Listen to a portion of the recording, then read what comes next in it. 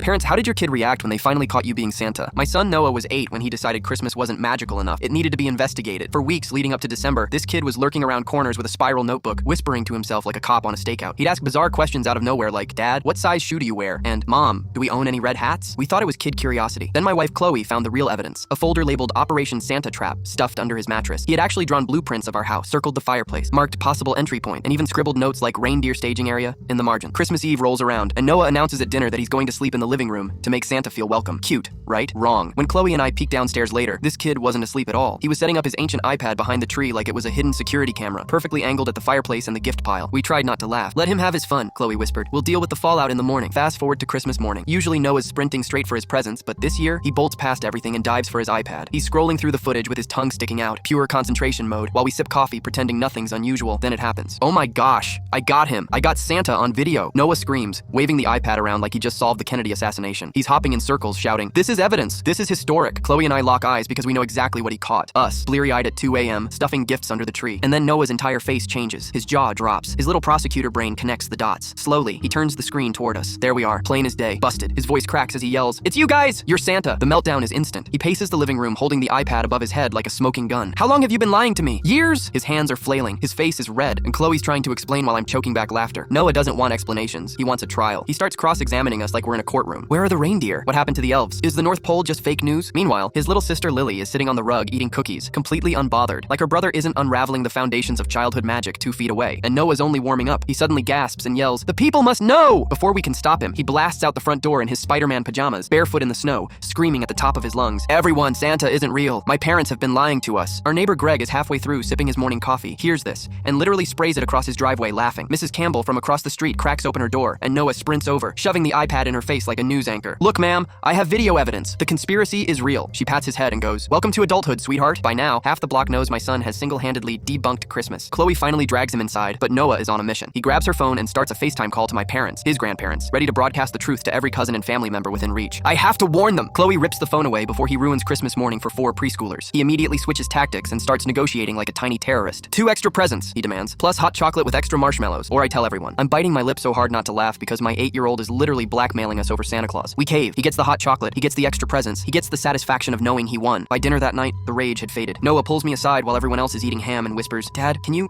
make sure Santa still comes next year for Lily?" Turns out my little prosecutor didn't want to kill the magic entirely. He just wanted in on the secret. Now he's our co-conspirator. Every Christmas Eve, Noah helps set up the presents after Lily goes to bed. He even adds little Santa notes in shaky handwriting so she still believes. And every year, without fail, he reminds us that keeping his silence will probably require some bonus gifts. The kid went from Santa truther to full business partner overnight, and honestly, I respect it.